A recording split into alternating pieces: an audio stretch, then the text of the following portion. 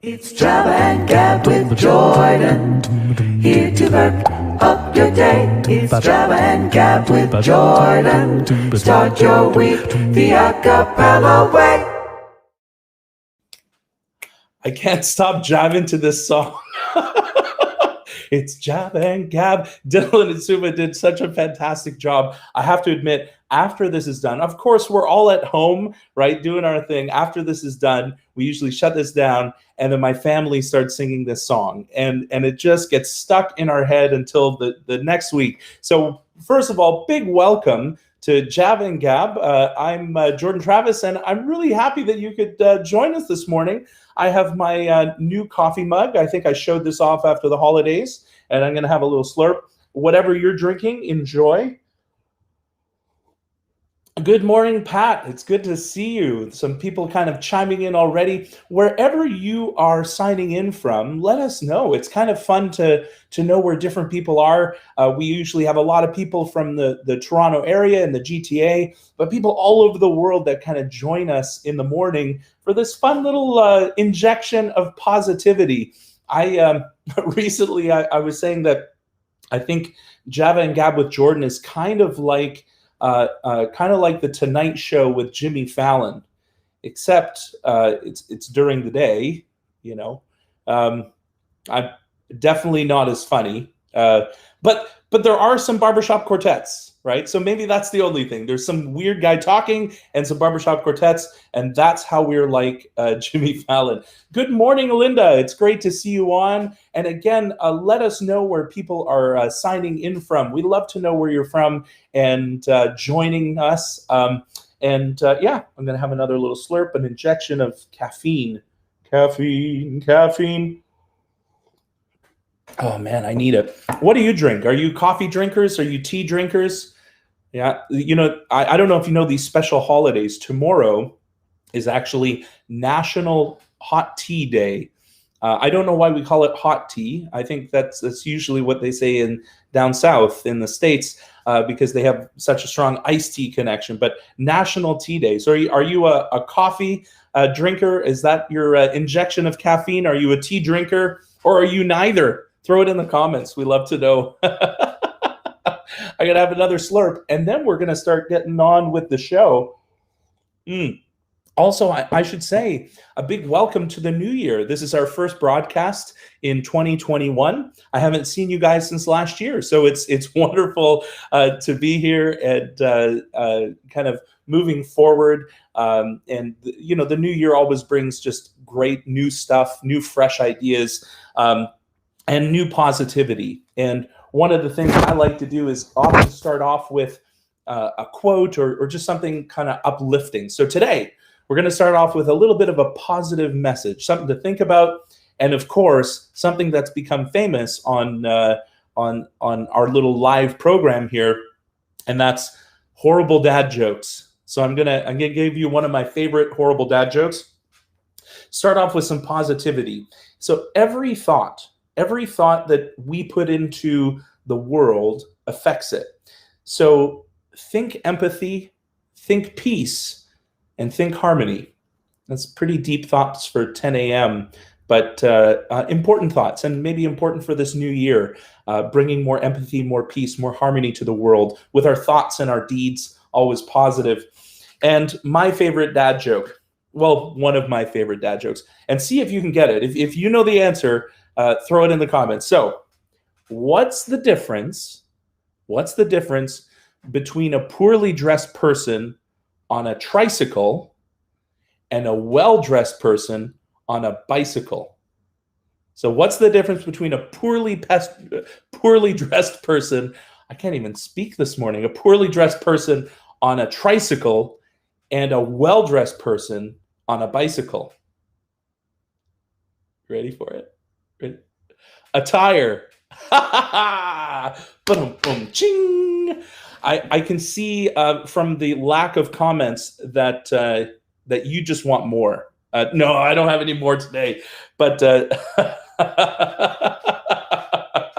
oh man! But we're going to talk about some awesome a cappella today. That's what this show is all about. If you're just chiming in, welcome to Java and Gab with Jordan.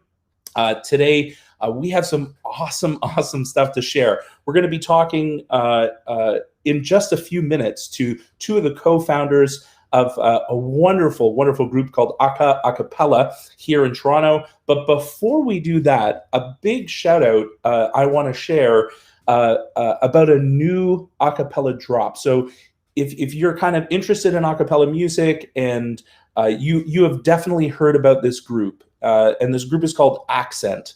They are magnificent singers, arrangers. I mean, all of them are super accomplished arrangers in their own right, and they basically have this real love for close harmony and jazz singing.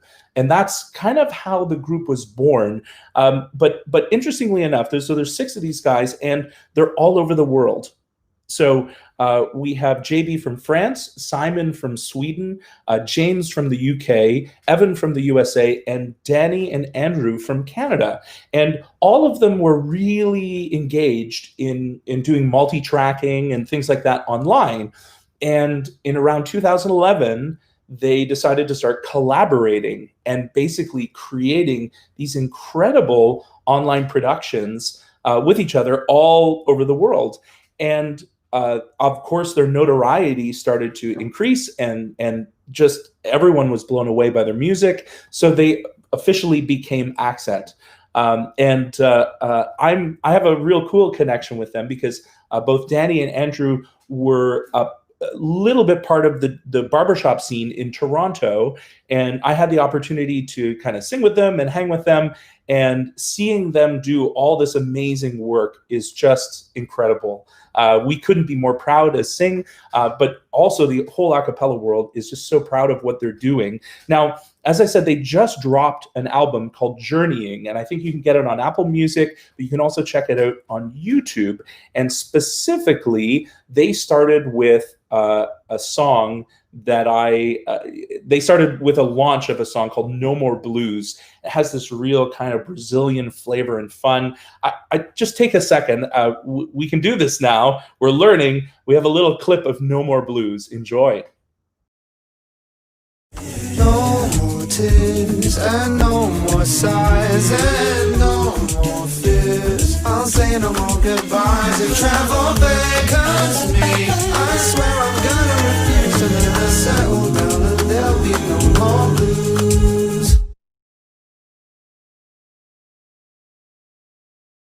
I mean, how cool is that? I mean, you hear that music and your body just starts moving and shaking. It's one of the things that to quote them, when they're doing their music, the denser and more intricate, the better. And you can really hear that density, thinking the 6 voices. I mean, it almost sounds like instruments when they're singing, and when they're performing, you can hear just such dense harmony, and it's wonderful. And so I've been listening to this song. Someone put it across my desk, and I was like, oh, I'm listening to it. And I just couldn't stop. It's only like 2.5 minutes long, and I must have listened to it. If this was like back in the day when I played cassette tapes, this would have been worn out already, and I would have had to get my pencil out to kind of wind it back in. For those young people, that was a long time ago now. Yeah, most of you don't even know what CDs are, I don't think, right? I did have I did have an 8-track in my home when I grew up. So anyway, you have to check out No More Blues. It's fantastic. But check out their whole album, Accent's whole album, Journeying. Has some wonderful covers, wonderful collaborations. We have like a great version of Blackbird on there. I've just been listening to those songs because I love the harmony. I love how dense it is. You can hear all their influences, Take 6, and you can hear that influence within it. So check out Journeying by Accent. It is wonderful, wonderful. Now, as I said, we are going to, in just a moment, we are going to head over and chat with the 2 co-founders of A Cappella. But before we do, a couple of questions. So some of you have kind of chimed in and let us know where you're from. And I see some Bev. It's good to see you. And Charlene. Woohoo! Oh my goodness. Kirk from Saskatoon. Danny's dad, Danny Fong from Accent. Your dad is online. This is amazing. I love it. You guys are wonderful and a real inspiration. Now, I need your help to settle a bit of a debate this morning. So I had a debate with my wife, Liz. And as you probably guess, I'm a singer. I love to sing in the shower. It's one of my favorite places, mainly because I think I sound really good in the shower. Like if I could record in this, no one would want to hear or see that, frankly. But if I could record in the shower, I think I might be able to be on an accent album. I think so. All right. But my wife, Liz, she sings too, but she never sings in the shower. And I said, I think that more people sing in the shower than don't. So you have to help us settle a debate in the comments. Sing in the shower, yes. Sing in the shower, no. What do you think? I want to see this poll here. Sing in the shower, yes, versus sing in the shower, no. I think more people sing in the shower, frankly, because most of us sound better in the shower, right? Now, the secondary question is, do you grab your shampoo bottle and imagine it's a microphone, right? That's the... No, I don't do that. I know a few of you are like, really? You go that far? I don't go that far, but I definitely, I'm getting some yeses. We have a couple yeses already. Linda and Janet, yes. Oh, we have a no. A no, don't sing in the shower from Pat. No, don't sing in the shower. Yeah. Now, I'll also caveat this by saying I get up really early, like at 6 a.m. I know some of you are probably earlier than that, but I get up early at 6 a.m. So I'm wondering if Liz is just trying to detract me from singing in the shower so I don't wake up everyone in the house. That may also be part of it. I get it. All right. So, we're getting some thumbs up here. Some notes. This is like a 50-50. We're going to have to do like a Facebook poll. Sing in the shower, yes or no? This is great. All right. So as I said earlier, we have two people, co-founders, Maddie and Kyle, from A Cappella with us today. And they are, this is a brand new a cappella group from Toronto, and they do K-pop covers. So if you know what K-pop is, that's awesome. If you don't, you are going to learn about awesome K-pop. It is fantastic. But before I introduce them, let's listen to a little bit of a clip of Aka. Here we go.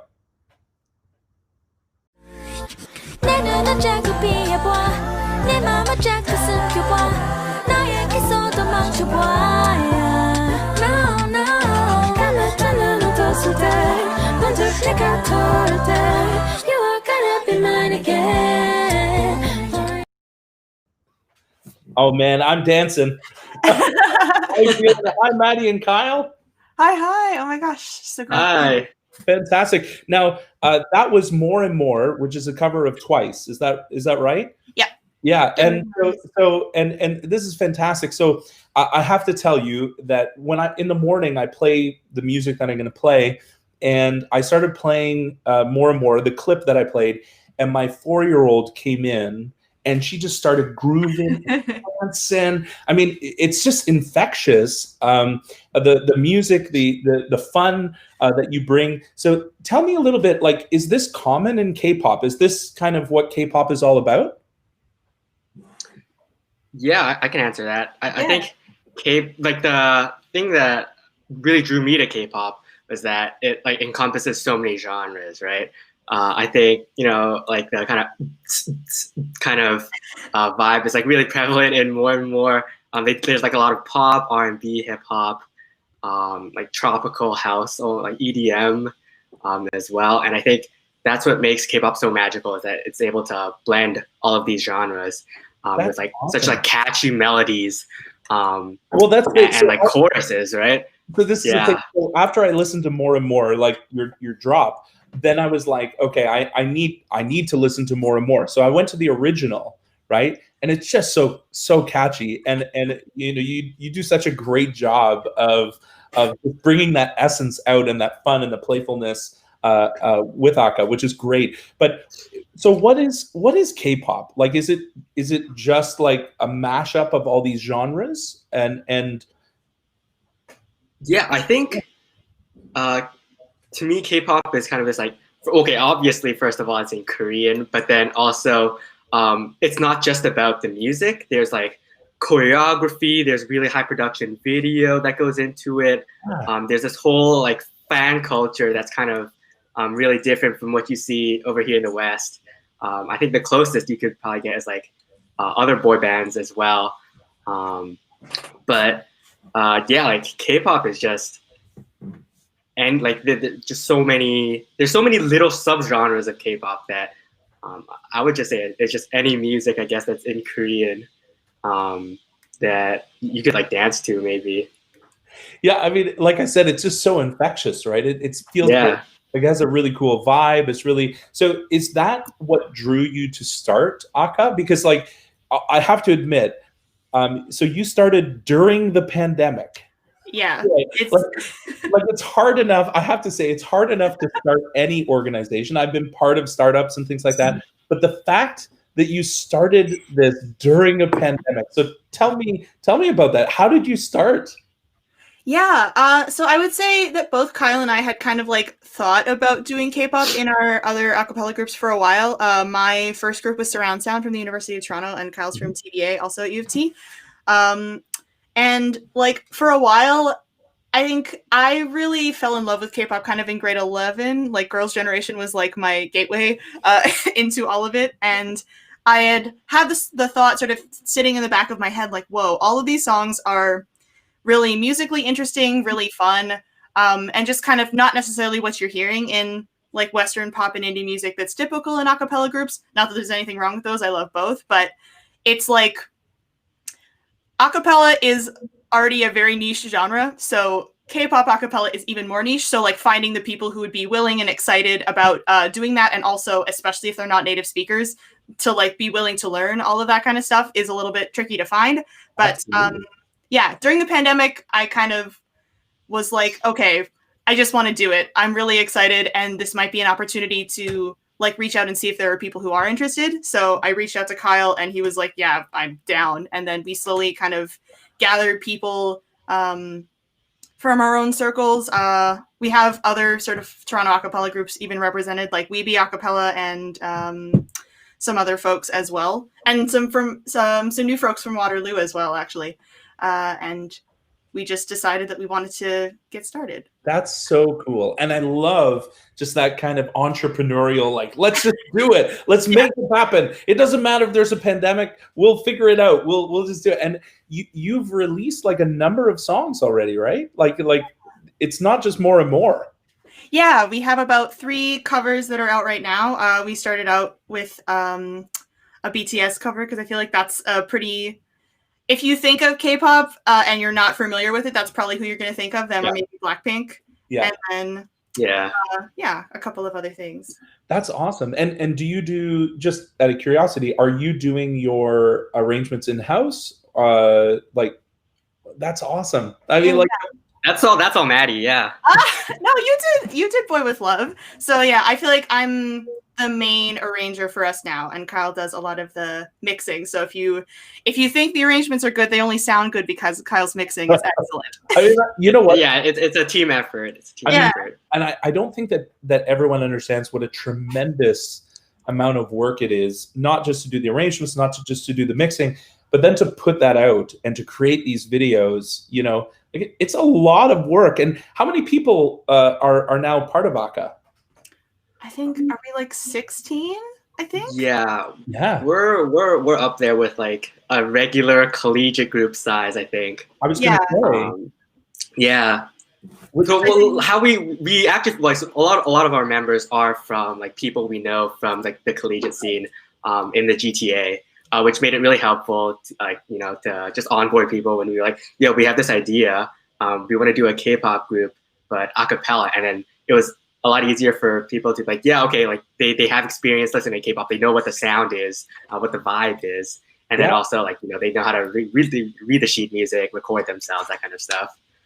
So actually, I thought that from the time me and Maddie's were talking about it to, finding people and then start recording like our first thing, our first cover. It was actually like really pretty quick, actually, like compared to what I was expecting, which is really cool. That's and I thought like it was like only because there was a pandemic that I thought a lot of people, like school was out, It was really, it wasn't like there were people like normally I would have people like doing internships or whatever, but we had way more time to like do this, and it was like the perfect opportunity, I guess. Well, and in some ways, it's like a perfect storm because it allows you to establish yourself, you know, in a time when you're just beginning, right? And if you were pulled in different directions, you may not even have the base that you do now. But this is fantastic. I mean, I love the music. I'm becoming an even more huge fan of K-pop. But I'm liking this K-pop a cappella. Man, this is it is so vibrant. It's so fun. And yeah, so where are some places that people can find you? I know obviously some of these videos are on YouTube. Where are some places that people can kind of be in touch? Yes, I think you have our the aka.acapella is pretty much where you can find us everywhere. I think we're not super active on Twitter yet, but we're going to get there eventually. But I think you can find us on YouTube, Instagram, and TikTok more actively. Awesome. Right now. Yeah. Correct. Our short, we kind of focus more on like short videos and stuff like that. Specifically so we could post our covers on TikTok and Instagram. Like, you know, people who like K-pop generally, you know, between the ages like 10 and, you know, 25. Yeah. So it's like it's the perfect mix of, you know, TikTok and Instagram and like the fan base we're trying to go for. You know what though? I think you're going to get a much bigger fan base because it's just so like, I don't need to understand all of the lyrics to get that sense and that feel behind the music and the fun and the playfulness. I mean, all of that just comes through. And so I don't need to know all of the lyrics to make that work for me. I just like, wow. I don't think me and Maddie know all of the lyrics either, to be honest. You know, like we're not, we don't speak fluent Korean. I've listened to enough K-pop where, you know, I can sort of like, I recognize that phrase here and there. Yeah. This reminds me. So I did prior to kind of get involved with this, I did a classical voice degree. So you're singing in different languages all the time, right? And like, and this is, I don't want to say pre-internet, but internet was early and they didn't have translators. So you're going to dictionaries and stuff like that all the time. So I mean, in the end, though, I feel like you give us that sense of what it's about. Like we can see it in your faces in your video. We can hear it in the music. I mean, it's great. It's fun. So go ahead. No, go ahead. I was just going to say we're super lucky, though, that we also have a couple of really fluent Korean speakers in the group who can give us a hand and are like a godsend when it comes to making sure that we're doing the pronunciations as good, like as well as we can as non-native speakers. So I was going to ask about that. Like that is a huge hurdle for non-native speakers, right? Would you say Korean? So I'm going to go on a limb. Are both of you not non-native speakers of Korean? Yeah, no, neither of us are. So is it a hard language? What would you say? I think my experience will be different from Maddie's. Yes. A little bit, yeah. I'm pretty clear. You go ahead, yeah. As a completely, like, English is the only language that I speak fluently, so I'm definitely not used to it. Again, you listen to a lot of it. I'm not saying that makes it easier to learn necessarily, but it takes practice and care, and I don't know, you do your best, and a lot of like asking, does this sound right? Am I pronouncing this correctly? But you know what? That's important, and I love the fact that you're like you care so much about the music that you are doing that work. You know, that you are asking those questions, and that you are, you know, utilizing the people in your group to say, okay, I need help here. You know, I totally would need help. I have never spoken Korean. I've got like I started using Duolingo and stuff to learn Korean, like learn the alphabet and everything. Yeah. That's awesome. Which is it was like a fun, you know, side exercise for me. But I also speak Chinese and like Mandarin and Cantonese, so it was a little bit easier for me to, you know, get a hold of some of the similarities. Yeah, exactly. That's awesome. Like some words sound similar as well. So talk to me. What are some groups? What are some ensembles that really inspire you or have inspired you? I mean, both of you have been involved in the collegiate a cappella world, so you understand a cappella music. There's obviously groups that kind of have inspired you. Maybe not to do K-pop. I think you may be the only one, at least maybe in Toronto. that I know of. But other than that, like, what are some groups that really inspire you? Yeah. Do you want to chat first? Oh yeah, Kyle. I can go first. You can do rock paper. I think We can do that. We can do that online here. We love it. I think in terms of Hello Accent, Oh my big god. fan. Yeah. For me, yeah, in terms of a cappella, I think actually Jacob Collier is someone who really inspires me. I love his vocal harmonies. But I'm really in love with everything Ben Bram and Shams do. I think they're like a cappella, like godfathers. Yes. And they've done so much for the community during the pandemic as well. Mhm. With the Facebook group Arranging and Chill and everything. I think that's like a really cool resource that a lot of a cappella groups have that I've used as well. I'm a big fan of Accent. But also I think in terms of arranging style, actually I find that K-pop songs naturally have like some really, really nice vocal arranging because of like the group size. A lot of groups are like 9 members. Yeah, so 11 members. Vocal harmony built in, isn't there? Yeah. Yeah, so I think that's really cool as well. And it kind of makes it easier to arrange sometimes for me. It's like, that sounds great. I don't need to change anything. I'm just gonna, slot that in there. That's awesome. Yeah. How about you, Maddie? As an arranger, obviously, as a primary arranger for Aka, what are the groups or people that really inspire you in terms of your arranging? No, absolutely. I feel like I was definitely coming up in the collegiate scene, like just looking at a million different groups and loving them all. So I feel like the Vassar Devils and Matt Goldstein and Hannah Tobias of that group, like the arrangers that come out of like Faux Pas, and then obviously Ben and Shams are like the godfathers, absolutely. A lot of TBA stuff, actually, to be honest. I was a big TBA fangirl. And now Kyle's other group, Power Chord, I like Kristen Antunes and Minha and everybody have inspired me a lot. And just like tons of other collegiate groups like that, even Scattertones and stuff like that. And then same thing, K-pop wise, I definitely say that a lot of groups have, like Kyle was saying, really excellent vocal arranging, and even just the energy of a lot of those groups like inspire me, even if it's not necessarily just the vocal part. So like there'll be some really cool synth lines that I like to sort of go in and see how much I can draw from, and then think, okay, how do I take this synth line and make it as vocal as I can so that it still kind of channels that same kind of energy. So that's awesome. I love it. We need to do, I think in the future, we need to do like an arrangers roundtable where we have just a bunch of arrangers in talking about how they come up with it, because it's so interesting to me, right? It's just so interesting. That is not what I do. So I love talking to people about that and just learning. So I have one last question for you, and the answer could be totally different. And this question is not just for you, but it's for anyone listening right now too. I think so, because a lot of our listeners, a lot of people that are online right now, you're singers, right? You sing in groups, you belong. So you started in this pandemic. First of all, really crazy, but congratulations. You're doing amazing work already.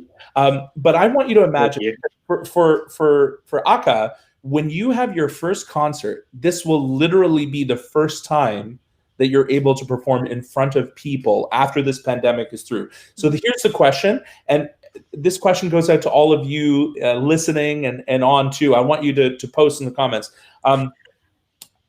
You have your first concert, and it's insane. It's just filled with people. The crowd is going wild. They're dancing because K-pop, right? K-pop. I mean, come on. Yeah. And you finish a concert, and it's super successful. And all of you are like, wow, this is amazing. And you walk backstage. What's waiting for you backstage? What would be like, yes, like after that amazing concert, what do you want backstage? And those listening, you're in groups too. What would you want backstage waiting for you? So Maddie, what would you want backstage? Oh, it's so hard. I feel like I would just really I would just really want a lot of my like Aka people that I really care about to like for congratulations. If it was like, I know we talked earlier before we started the stream about like if there was a K-pop group. I feel like, I don't know. Here's the thing. What if there was a K-pop group waiting for you? Who would it be? Who would it be? Cosmic Girls, which is Sonia, or maybe like they're. I don't think we've covered them yet, but I love them a lot. They're So Cosmic Girls, I feel like they're like a big group, and I love their music so much. And if something was waiting for you, it sounds like, and you know what, that is a beautiful thing to say. If you walk backstage and there's like all these people, all the friends in the a cappella world standing there, giving you the biggest hug because finally we can hug again. Yes. Right? Yes, I love it. Okay, Kyle. So same question. Pandemic's finished. You have this amazing concert. You crushed it. Crowd's going wild. You walk backstage. What's waiting for you? For me, it's probably NCT. They're this like one of the groups. They're like my favorite group. NCT with a bottle of tequila. He is there, and they're like, Kyle. They're cheering you on. Like that would be incredible. And what would they have in their hands to give you? Like would be something a nice bottle of tequila that everyone can share. Let's go. Yes, go big or go home, Kyle. This is fantastic. Okay, so this is the question to everyone out there in Facebook land or Twitter or YouTube.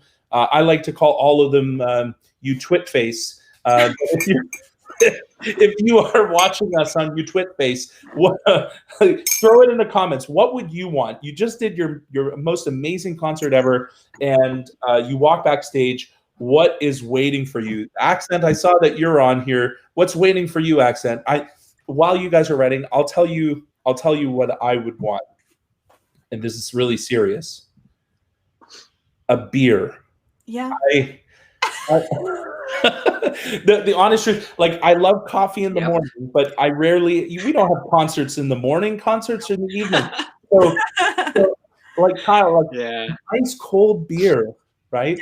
But I think I would follow that up with what Maddie said. I think that I would want all of my friends to just be there, and all of us would have a beer or whatever they choose to drink.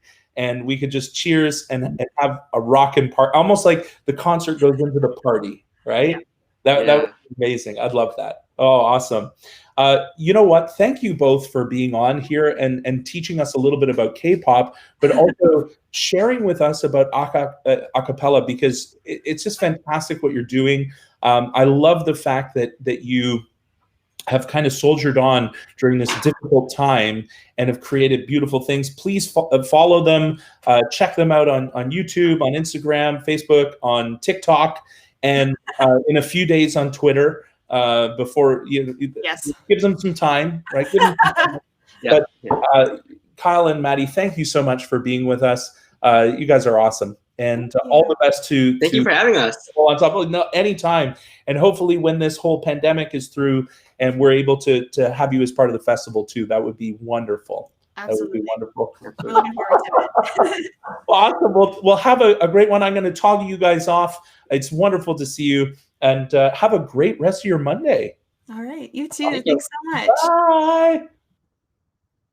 Well, that was Maddie and Kyle from Aka, and boy, oh boy, just so cool to see and hear what they're doing, and it's very exciting. This a cappella world is very exciting, and I love the fact that they've carved out an even smaller niche, covering K-pop, and sharing that with all of us, which is wonderful. If you want to check them out, just one more time, Aka at aka.acapella or aka.acapella. You can find them online, YouTube, Facebook, Instagram, TikTok, which is fantastic.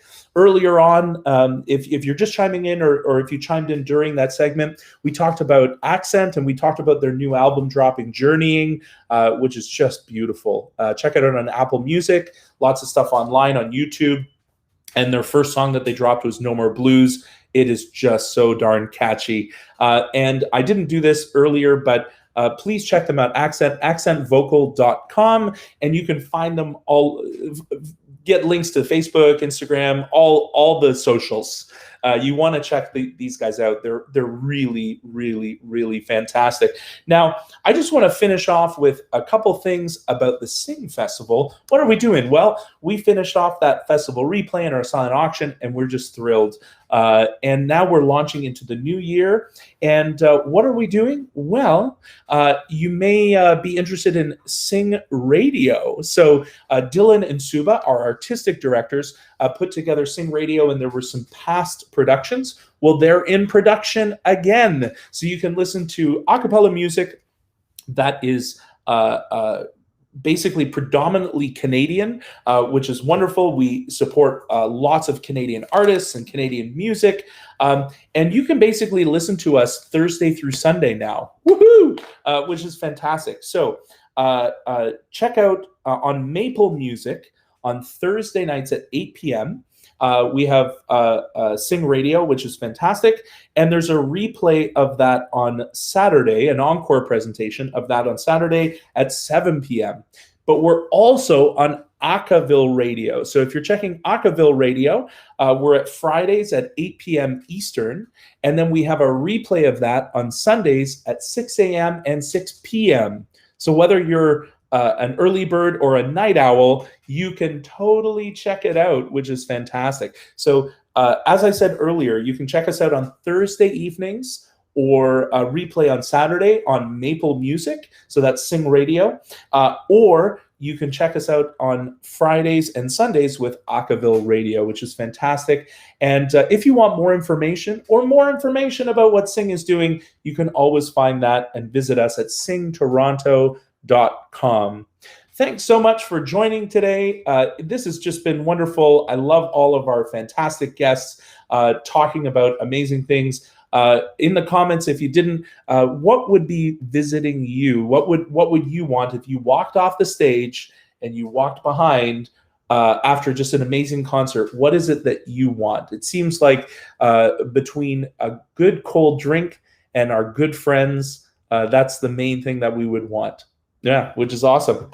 Well, love to all of you. It is wonderful to be on again. And this is just the beginning of many, many, many more.